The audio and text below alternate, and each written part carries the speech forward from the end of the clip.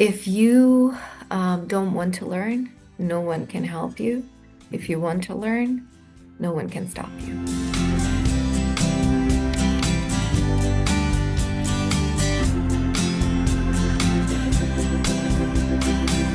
Hi everyone, I'm Richard Parfitt. I'm the marketing director at iVentiv, and I'm delighted today to be joined by Yulia Denisova, who is the VP of Talent and Development at Fanatics Commerce, the leading designer, manufacturer, and seller of licensed fan gear. She has nearly 25 years of HR leadership experience building, empowering, and managing global high-performing teams of varying scale, type, and autonomy. This includes roles at BP and prior to joining Fanatics in August 2024, the Coca-Cola company, where she spent 11 years in various roles across HR, talent, and development. Yulia is, in our view, also a model for how learning and talent leaders can develop themselves and drive their own development, having attended 4 iVentiv events in the past 2 years, by my count, including our event in Atlanta last month. So, Yulia, thank you so much for taking the time out to join us. Thank you so much for your invitation, and I'm very excited about our conversation today. Thank you. Yeah, it's great to have you. And when it comes to Fanatics, I'm an avid sports fan myself, and it's a name I probably wouldn't have heard of at all 10 years ago, and now it's just everywhere in terms of the fan gear, and the expansion has been really rapid from the numbers I've got from less than 2,000 employees in 2015 to 22,000 as we sit here today. I guess you're one of those extra 20,000 that's been added in that time, but it must mean a lot of pressure on what I assume is still a relatively new talent development function. So I wanted to start by asking, in your experience, what elements of talent development breaks first when you're growing so rapidly, and what can you do as a talent team to fix it, to solve the problems? Yeah, it's a great question, Richard. And as I'm reflecting on my experience with Fanatics, I think we're right now in the epicenter of the unprecedented growth. As you mentioned, the company grew very rapidly, not just in the US, but also we're having a very rapid global expansion, pretty much represented in 200 countries right now. Not a traditional vertically integrated company, so a mix of, large businesses like commerce, that is responsible for manufacturing and licensed fan gear, but also, true startups, our betting and gaming and business and our collectible business. So a very interesting kind of intersection of different businesses and different industries in one company. So going back to your question in terms of what breaks first, I actually think, and it's Fanatic specific, and that's my personal, kind of experience with this company. So in my humble opinion, I think it's just a very different way of working. And one thing that I've noticed is people who, it's not for everyone, this culture, but people who thrive here, they really can multitask and they can focus on different things and strategic projects at once. So there's something different around prioritization. In large organizations and large corporations, that's one of the leadership skills that you've got to have. You've got to ruthlessly prioritize. You've got to keep this laser focus. You've got to move this one big rock forward. In this culture, you don't really know what you don't know.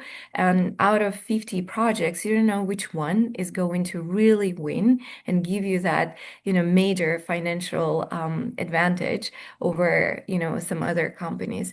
And so you've got to have this unique ability to multitask, to go after all 50 things, to go after all 20 things, that are right now and move them forward. And then kind of closely observe and see which one of those is actually, maturing faster, which one of those is more promising, right? And kind of maybe do a little bit of a prioritization. But that's one thing that I wouldn't say breaks first, but, stands out very uniquely to startup organizations, and kind of our size and, and our scale and, our energy and drive. I also think, I often say that this company is founded and owned by entrepreneurs and is run by entrepreneurs.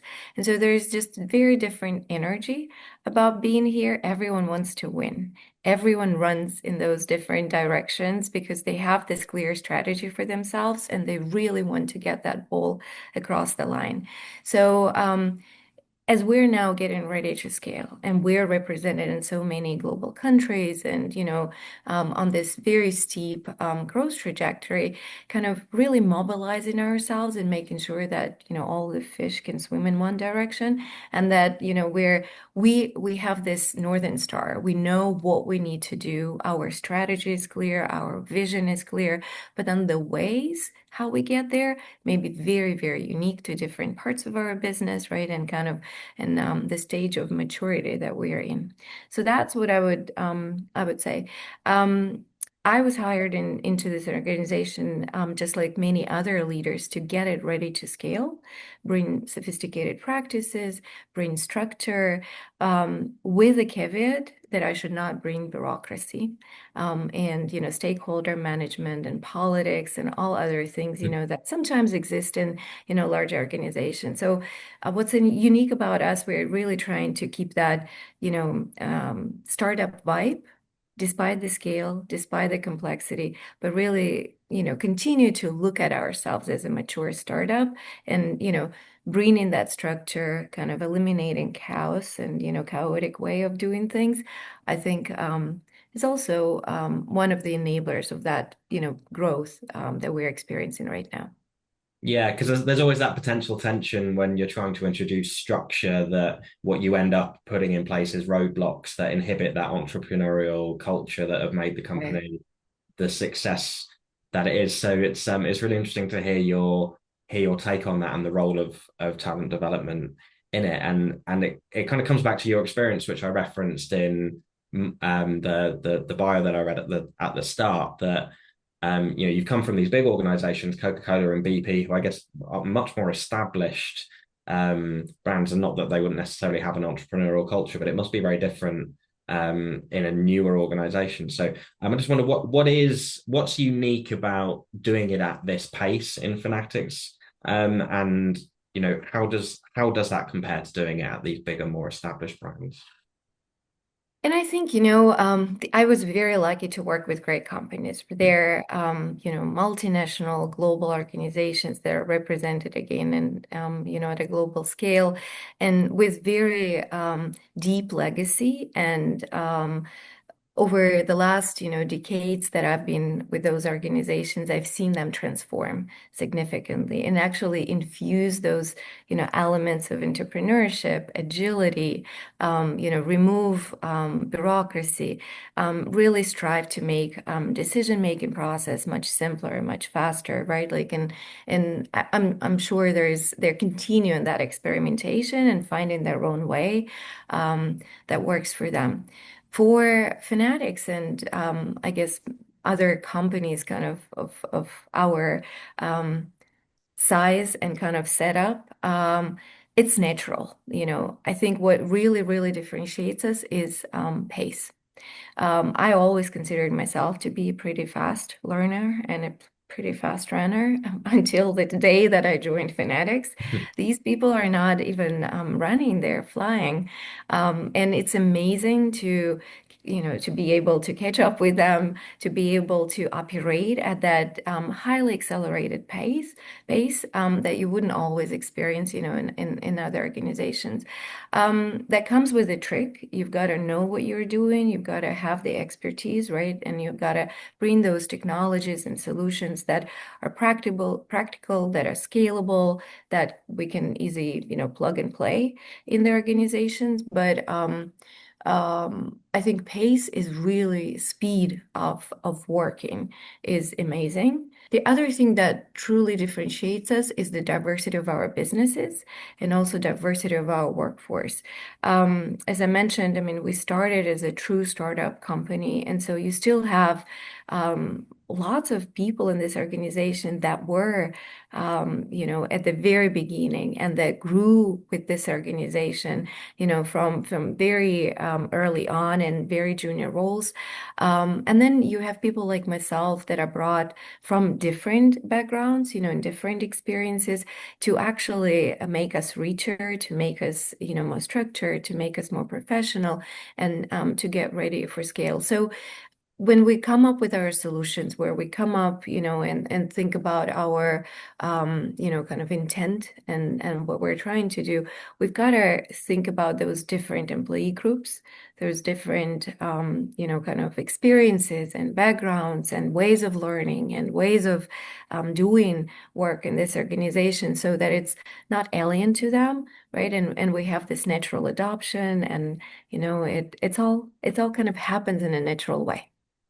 And have you found that the people within the organization who have been there from not necessarily right from the start, but from much earlier on, how receptive have they been to you coming in with big business ways of doing things? Has it been a very open-minded reception that you've had? Absolutely. And I'm just actually right now thinking about a person on our own team, on HR team, who's been with the organization for 17 years, Okay. even before Fanatics kind of came to be Fanatics, right? Like in different other parts of the businesses. Absolutely. I mean, what really differentiates us is the quality of people.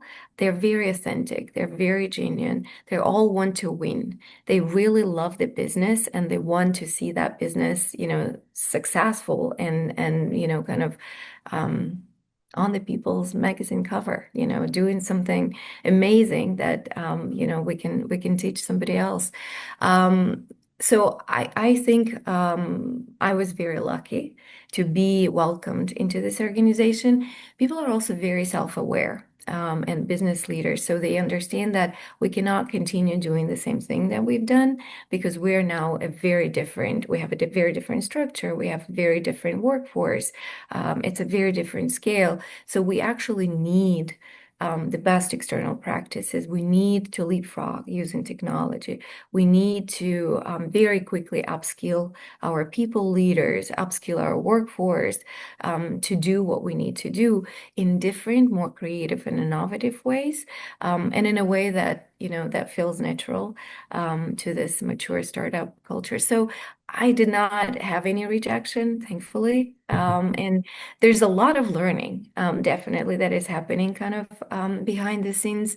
And I'm very proud of the learning agility, the curiosity, commitment of people of Fanatics to actually be better versions of themselves and be better versions of people leaders for their teams.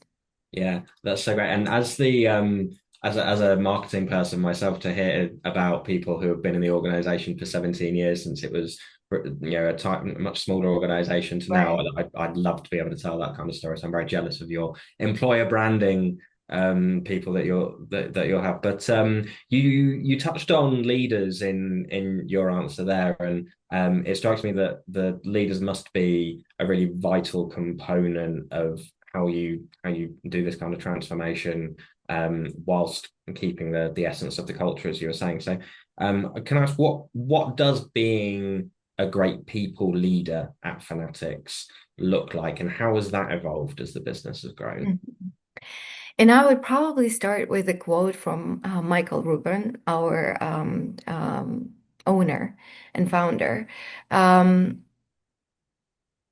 I think I heard him once say that the A-class talent does not work for B-class leader. And it's very simple, but it's very impactful. Um, and that's, I guess, the whole kind of, thinking about, upskilling our people leaders, investing into, their capabilities to lead the organization through this massive transformation, through this massive change that we're experiencing. If I'm reflecting in terms of what good looks like for our people leaders, I think it's very similar to what you would hear in other organizations, right? Large organizations, global organizations. One is being very commercially relevant, understanding, having very deep and broad business acumen, understanding all of the downstream, consequences of their decisions. We're a very complex business. Sometimes we say we've got 18 businesses in one. We've got manufacturing facilities, we've got software engineers in Silicon Valley, we've got like true startup, operations in our business, lots of creative workforce, who are really, because we're this interesting intersection of, sports and fashion and lifestyle. So there's a lot of kind of different type of leaders that we have in the organization. And so understanding how we all work together, what actually creates that financial revenue for us as the company, the whole value chain of our organization. So that would be one thing that really we're trying to build with our leaders, having this cross-enterprise mindset and understanding how their decisions that they're making at this point in time in this part of the organization may potentially have downstream implications on other parts of the business, right? The other thing that we're really building is their ability to lead at scale, ability to care. They come with natural, authentic care for their teams, and they want to be the better versions of people leaders for their teams, but sometimes people don't know how. And so leadership is a very stable concept. I mean, it's been there forever, right? With Harvard, with Center for Creative Leadership, for all other organizations and all of the leadership research they have done, but it's still evolving. The market is changing, our reality is changing, technology is creating this huge, disruption and, advancement for the organization. So having this ability to share our insights with them, to kind of talk about the most recent practices and help them be better, more effective leaders for their teams, that's the big thing that we've been investing specifically last year. So if I can share an example, when I joined the organization, we pretty much had 3 months to build one holistic cross-enterprise performance management system, to put it into Oracle, to, get that plane off the ground and start flying it whilst we're still building that plane. And, in other organizations, you would be just doing stakeholder mapping, for the first 3 months. And here we had to complete the project end to end. Speaking of pace, speaking of prioritization, right? And so we did that. And I am so proud of people who haven't experienced this, process in their past lives, maybe in other organizations. And we had 95 adoption rate in our first cycle. We're now in our second cycle, and our adoption is 100%, right? Very close to 100%. So that just shows you the hunger, the learning agility, the curiosity, their investment that people are putting into learning more and wanting, to be better leaders for their teams. So we built that, simulative like learning experience where we pretty much try to put all of the real problems that our people leaders are facing on a daily basis with their teams and run that experience with them last year. And so we were just yesterday discussing the differentiation strategy and results of our annual cycle. It's amazing, the learning agility and the pace of learning in this organization. People are taking this on board, even if, it's completely alien concepts that they were not familiar with, but they're willing to experiment, to try, to hear the message and, and act on that message. So what we've been doing, I think, in terms of coming back to your question of what really defines good people leaders, it's that ability to engage, to set the clear vision, to set the strategy, to create that natural followership for them so that people want to follow their direction. They want to do, to put that extra effort into helping our company win. I would say that. Another thing that I would add is just resilience and helping to lead themselves, staying agile, staying curious, open-minded to change, but also keep that, ability to thrive under pressure, keep that level of resiliency that they naturally have, because, transformation is all around us and we need to sustain the pressure. Yeah, I mean, there's enough external changes going on, and then as an organization, you're shifting so quickly as well. So you can see how those traits that you've described would be really vital in an organization. And what struck me as you were speaking there as well is so much of this for me working in a small organization sounds so familiar that you've got to come in and just get on with it. There's no kind of Right. big um, onboarding process to bed yourself in over a few months. And you've obviously been a great example of that yourself with this very successful performance management initiative that you described. And when you talk about working cross-functionally again in a small organization, I think, well, yeah, because I can look out the window of this room I'm sat in now and I can see the other team lead, so I need to coordinate with.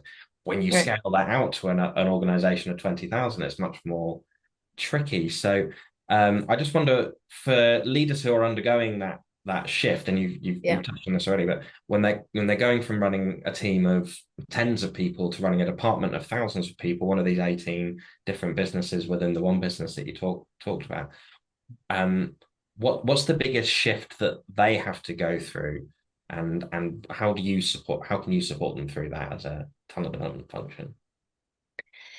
It's a great question. And I think, scale and scaling up is very similar, from a leadership perspective, is very similar to how our organizations scale up, right? So when you're a small startup company, you know everyone, you have potentially niche solutions, you have those shared experiences, you really care about each other. It's a very, very kind of family-like culture, right? And then as you scale, you physically cannot continue doing those things. And so you've got to, bring efficiency, bring technology, bring, kind of different practices externally. So I think it's the same thing with leadership. Um, as I was, as I'm reflecting on that quote that I've just shared with you about the Class A talent and Class B leaders, I think, co- you know, um, those leaders need to make sure that they're bringing the next generation of leaders who are strong, who are reliable, and who can really amplify their message, the culture that they're trying to build in their organization, the strategy that they see for for their teams and for the company, because they can no longer do that themselves. Technology, of course, has a role to play, just with, given the data. Um, and ability for the leaders to see what's going on in their large organization in different instances and moments of those transformation, whether that's engagement data and analytics, whether that's upward feedback data, kind of really understanding, is the message landing the way that it's intended, are people having a positive employee experience in their organization. I personally, and I may be just slightly different, um, but I think about empathy. I think about, genuine care for people. And even when you have those larger scale teams, I would always coach my leaders to do the skip level meetings and, get that unfiltered perspective, retain that connection with someone maybe who's junior in their career, right? But that really matters, that builds that emotional connection to the work that I'm doing today and that overarching strategy that my leader, is shaping for my company and how my work supports that strategy. So having that, environment of trust, open two-way communication, and in my personal experience with those leaders, they found those conversations very, very insightful. So technology is an enabler, but retaining that human, leadership, the human part in that, I think is very, very important. Yeah, and it's another one of those tensions that is so typical for an organization going from a smaller scale to a larger scale to keep that human element in. And love the idea of the empathy and the skip level Hmm. meetings to maintain that. And you've set me up perfectly for what my next question was going to be, because it's a that this what a lot of organizations are turning to help them with this kind of scale is the technology to do Hmm. more of the assessment of leaders, I suppose. And I just wonder how you balance that and how particularly AI, which is where obviously everything is turning. How should AI hold leaders to account differently to humans, and where does that balance lie for you? Hmm. Yeah, I think AI is so central to any conversation right now, right? And we're all learning together collectively about this immense potential that technology has. As I'm reflecting on your question, I think it's just easier to do it for AI versus humans. I would start there. Um, in many organizations I've been a part of, regardless of how big and sophisticated they are, there's a lot of relationship management, and there are those deep connections, emotional connections that people have with one another. And when you have to deliver a tough message, when you have to hold a person accountable to maybe lower performance, right? Like not very effective, not like meeting that bar and that level of expectations we have for the person, it's difficult to do it as a human sometimes, right? And some people are comfortable with conflict, delivering, tough message, being the tough writers, and some people are not. And so if you are that kind of person, you have that personality and you know that about yourself, being crisp, being clear, being fair and objective, not just to that particular team member, but also the rest of the team, I mean, is very, very important.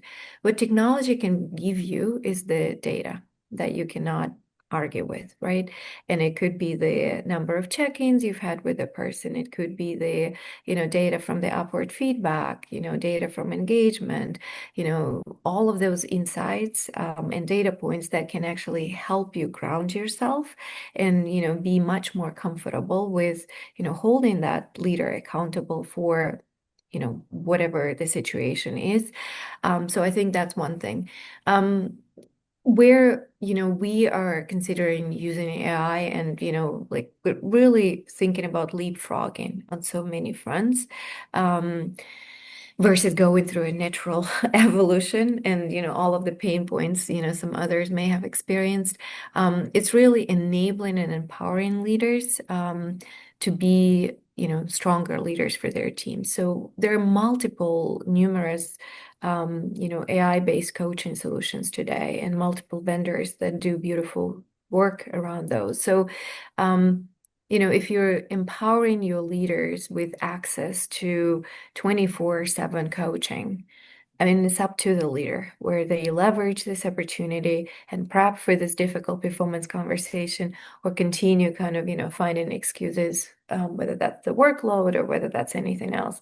AI comes in, into our daily work. And, we are right now striving and encouraging our leaders to use AI on a daily basis in kind of in their jobs, because that creates efficiency and that just creates so much more room and so much more, time on their hands to actually focus on what matters, influencing, guiding, coaching their teams, setting that strategy, clarifying that strategy and, building those human connections, to still create the feeling of trust, feeling of empowerment, feeling of psychological safety, support. AI cannot do that, right?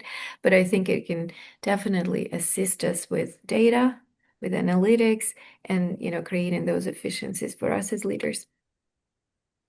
Yeah, and it's coming back, you were talking about performance management, and it takes it from being something that's done once a year in a review to something that's just constantly happening, and you can always have that Right. feedback and maintain that agility you're talking about. Thank you. Yeah, it sounds so it sounds like there's a lot going on, and it sounds very exciting. So we're thank you so much for sharing. I've got one more question for you, which we're asking all of our Sure. all of our guests on these interviews, which is for your controversial learning and talent opinion. So is there one L&D or talent belief or practice that you think needs a serious rethink, or something a bit controversial that you feel and never have the opportunity to say? It's a great question. And what comes to mind, is a visual I've seen, some time ago, which kind of just, is with me. If you don't want to learn, no one can help you. If you want to learn, no one can stop you. And I think as we're thinking about learning in particular, right, like an L&D as a profession, that should be kind of our guiding principle. We sometimes come across thinking that we know what people need to learn, thinking that we know and we can actually find the better way for them to learn, right, like the how of learning. But I actually think with this whole technological advancement around us, with AI, with numerous learning libraries, that are completely free of charge, and all of the great vendors offering their learning assets out there. Um, People who are curious, people who are agile, people who are clear in terms of what they need and what they're curious about, they will find a way to learn no matter what. And so it was very amazing. And thank you to you. We had a beautiful discussion in Atlanta in February exactly about that topic. Do we need learning and development? What is the role of learning and development in that particular setting, when everything is at the fingertips? And, do we really need to spoon feed our leaders? Do we need to spoon feed our people? Or do we truly empower them and enable that learning culture and that natural curiosity that they could satisfy, through a variety of learning tools out there? So that I would just, encourage all of us to continue pushing our thinking, and asking ourselves the question, do we really have the answer? And if not, what's the better way to go about it? But thank you so much for Thank taking you, the time to join. Richard. Thank you, Richard. Truly appreciated this conversation and look forward to future engagements.